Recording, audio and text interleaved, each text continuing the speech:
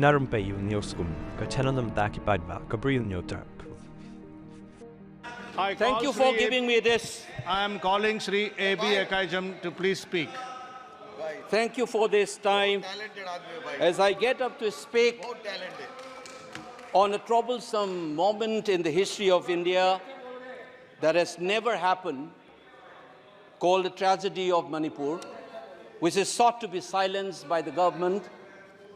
And it is an irony that such an important matter, which is sought to be silenced, gets an opportunity as the midnight hour approaches. And this reminds me of the fact that people in my home state, the time is 2 hours ahead of Delhi. And we have been dancing on the tune of Delhi and the time that is supposed to be approaching 12 at the moment. People like Janu Barua and others have demanded for years that Northeast should have a separate time zone. Only then you will be able to live with dignity and a sense of well-being. The kind of priority that I can sense is this moment that I get a chance to speak. Mr. Speaker, sir, I'm just trying to, Mr. Chairman, I'm drawing your attention to the absence of Manipur in the President's address. This is not a simple absence. It is a reminder of a Rashtra Chetna which excludes people. You must realize that more than 60,000 people are languishing in relief camp in wretched conditions for the last 1 year. If anybody is read partition of the subcontinent, which I have done, I was associated with a research project. We have interviewed more than 1,500 survivors of partition of 1947, and you are witnessing the same thing. People are living in wretched conditions that I cannot even mention here. 60,000 people homeless is not a joke. 200 plus people died. And there has been a civil war-like situations where people are armed to the teeth and roaming around and fighting each other, defending their villages. And the Indian state is a mute spectator to this tragedy for 1 year. I must remind this House that each and every square centimeter of Manipur is covered by a central armed forces.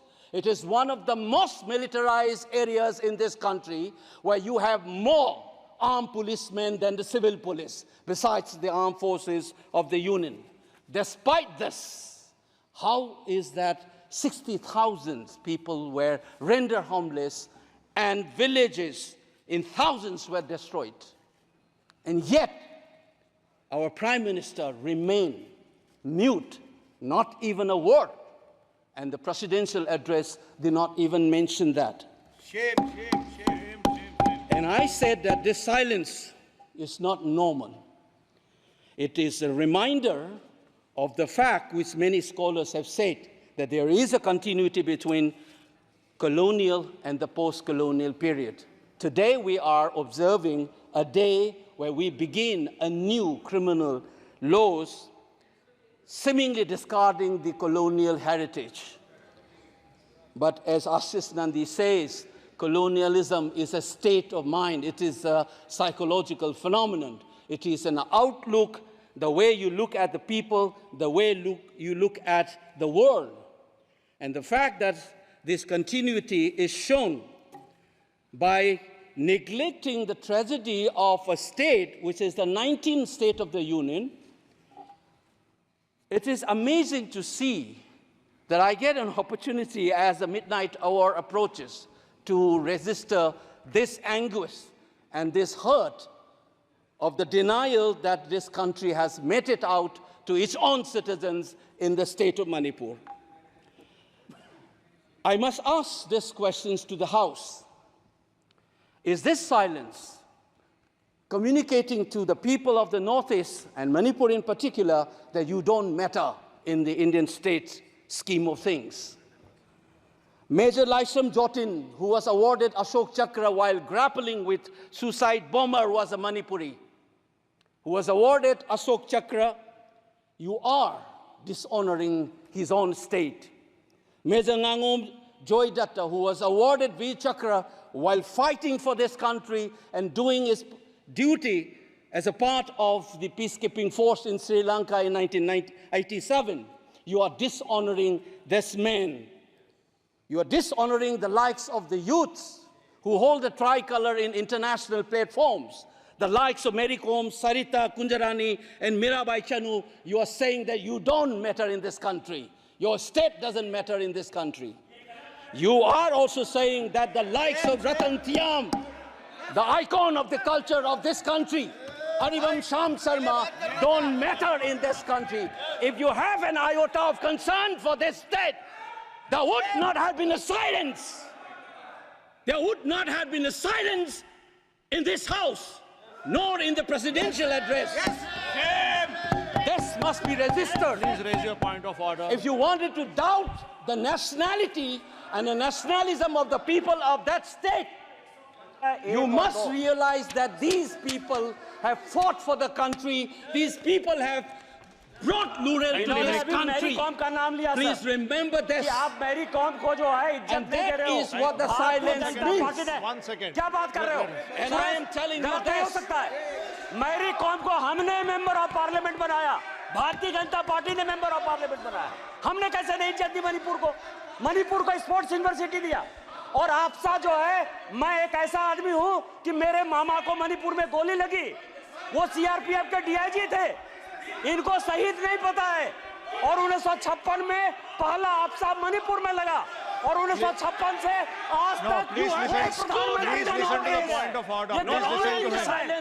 Congress के कारण मणिपुर की यह स्थिति है। 5 years after independence, can you negate this fact? We are talking about the inclusion of the Northeast history after 75 years. That's a classic exclusion. India was an anthropological subject, not a historical subject in the eyes of the colonial forces. And today, the Northeast remains outside of the history of the Indian history textbook. That is why you treat them as the other. And that's the silence. And the silence on the Manipur tragedy is not unique. It is a reflection of this general continuity of the colonial in the post-colonial. It is sad to see a nationalist party like the BJP will feel comfortable with this silence on the tragedy of Manipur. Keep your hands on your heart and think about the 60,000 people who are linguistic in relief camps. And those mothers, those widows, think of them. And then you talk about nationalism. Point is made. He made Only his point. then we will understand what this tragedy means. And Mr. Chairman, the hurt, the anger has thrown a nobody like me to be part of this temple of democracy. Beating the BJP cabinet minister, think about the pain. If you hear an anxiety, anguish, and a pain in my voice, please go back and see those 60,000 people linguisting in the relief camp. Don't talk about partition remembrance till you bring that. I would keep quiet the moment the Prime Minister opened his mouth and a nationalist party says that Manipur is part of India and we care for the people of that state. Only then I will accept what is nationalism in our face. Thank you, Mr. Chairman.